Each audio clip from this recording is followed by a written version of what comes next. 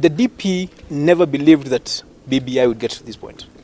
He and his allies actually believed they would stop BBI before it got to this point. They believed they would be able to create obstacles in its way. I mean, it was shocking for a lot of us when the president told us that the deputy president was aware of every step of what was going on in BBI, because he had 3 of the 14 people who were in that team. He's the one who had recommended them. But the DP actually never accepted that the BBI process would come this far. So now it has gotten this far. He had initially thought he was going to take a stand against it. He's scared because he realizes if he takes a stand against it, he will lose. And if he loses, it's going to be bad mojo for him as we go in 2022. The Deputy President is interested in a non-contested referendum. Part of it is because he has taken a side that he feels he's going to lose. So he would rather we didn't actually go into a contest about this.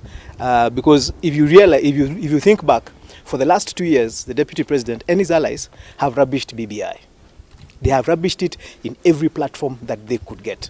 So to hear them now saying that, oh no, let us talk, let us agree, we don't have to fight, they're the ones who began a fight when there was no need for a fight. Actually, they can just stop fighting. You know, we don't have to get into a contest. All they need to do to stop this being a contest is just to accept to work with BBI as it is.